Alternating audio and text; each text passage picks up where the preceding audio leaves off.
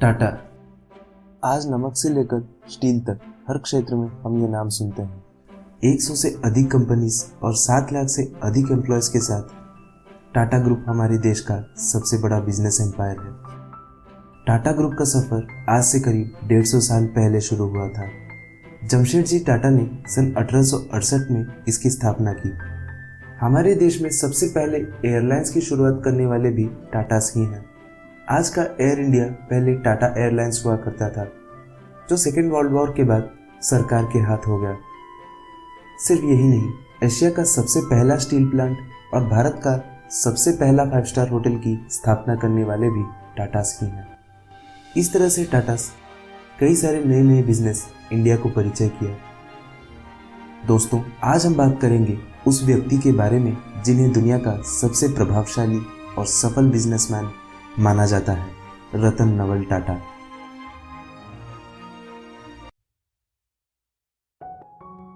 रतन टाटा का जन्म 28 दिसंबर 1937 को हुआ। रतन टाटा ने बचपन से ही चुनौतियों का सामना करना सीखा। रतन टाटा जब 7 साल के थे तब उनके माता पिता ने अलग होने का निश्चय किया। तब उनकी देखभाल उनकी दादी ने की। मुंबई में स्कूलिंग खत्म करने के बाद रतन टाटा अमेरिका चले गए, जहां उन्होंने अमेरिका के कॉर्नेल यूनिवर्सिटी में आर्किटेक्चरल इंजीनियरिंग की डिग्री हासिल की। तब उन्हें IBM से जॉब ऑफर हुआ, पर उन्होंने JRD टाटा की सलाह पर टाटा ग्रुप की कंपनी टाटा स्टील में इंजीनियर की नौकरी की। कुछ साल काम करने के बाद उन्हें टाटा ग्रुप के मैनेजमेंट में प्रमोट किया गया। साल 1991 में रतन टाटा की काबिलियत को देखकर JRD टाटा ने उन्हें टाटा ग्रुप के चेयरमैन बनाने की घोषणा की। हालांकि उस समय रतन टाटा को ज्यादा एक्सपीरियंस नहीं होने की वजह से कंपनी के बोर्ड ऑफ डायरेक्टर्स द्वारा इसका विरोध भी किया गया। उन्हें यह लगता था कि वे टाटा ग्रुप के बिजनेस नहीं संभाल पाएंगे। बाद में रतन टाटा ने यह सोच को गलत साबित किया। रतन टाटा की योग्यता और काबिलियत की बल पर टाटा ग्रुप नई ऊंचाइयों को छूने लगा। रतन टाटा ने अपने नेतृत्व में कंपनी का रिवेन्यू 40 गुना और प्रॉफिट 50 गुना बढ़ाया। आज टाटा ग्रुप के 100 से ज्यादा कंपनीज हैं जो 150 देशों में ऑपरेट करती है।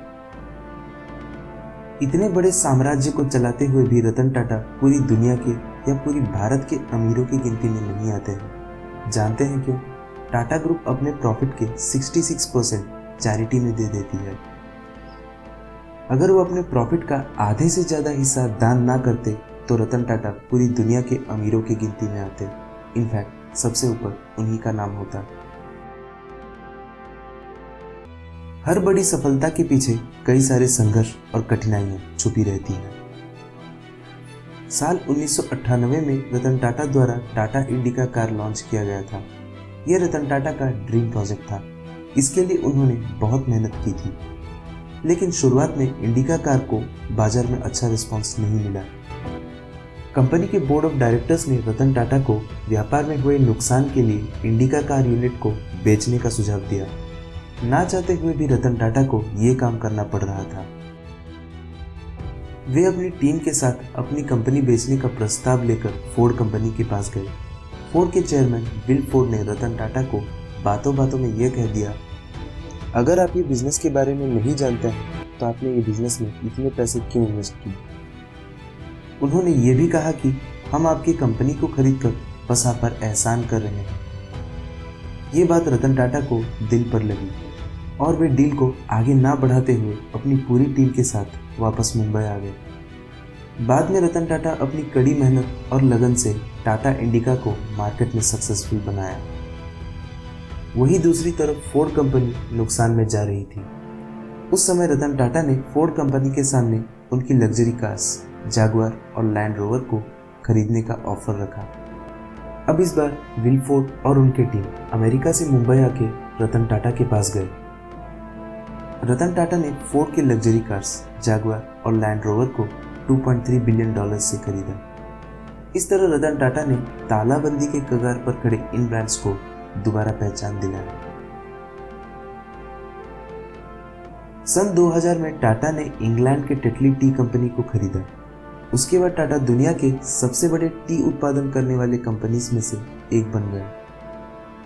सन 2007 में रतन टाटा की अध्यक्षता में टाटा स्टील इंग्लैंड के कोरस कंपनी को खरीदा।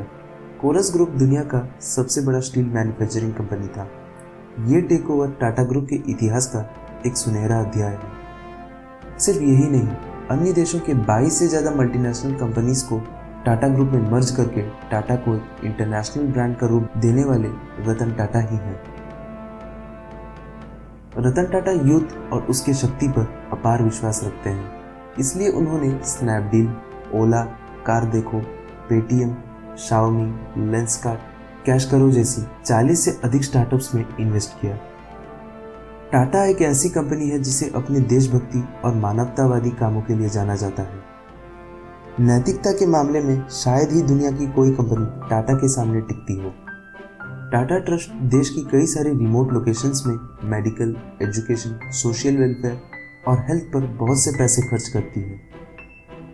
टाटा ट्रस्ट हायर एजुकेशन के लिए हर साल कई विद्यार्थियों को स्कॉलरशिप भी प्रदान करती है।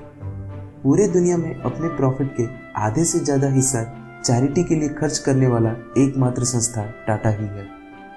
इसीलिए रतन टाटा को एक महान व्यक्ति और देश का गौरव माना जाता है, जिस पर न केवल टाटा ग्रुप को बल्कि देश को भी गर्व है। जिस व्यक्ति की काबिलियत पर एक दिन शक किया गया था, आज उसी व्यक्ति ने कंपनी को नई बुलंदियों तक पहुंचाया।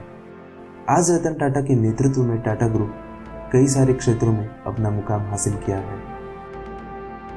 आज Tata group Tata steel, Tata power, Tata consultancy services, Tata Motors, Tata chemicals, Tata T, Tata capital, electronics, consumer products, telecommunications, hotels जैसे 100 से ज़्यादा बिजनेसेस चलाती है। रतन टाटा की अवार्ड्स की बात करी जाए तो भारत सरकार द्वारा उन्हें पद्म भूषण और पद्म विभूषण से नवाजा गया। इसके अलावा उन्हें कई देशों में भी सम्मान मिला है। रतन टाटा के बारे में जितना कहा जाए उतना कम ही है। रतन टाटा वो हस्ती हैं जो भारत के नाम को पूरी दुनिया में रोशन किया है। आज करोड़ों युवा इनसे प्रेरित होती है, क्योंकि इनका जीवन किसी प्रेरणा से कम नहीं है। दोस्तों, अगर आपको ये वीडियो अच्छा लगा तो इसे लाइक करें और चैनल को सब्सक्राइब जरूर करें।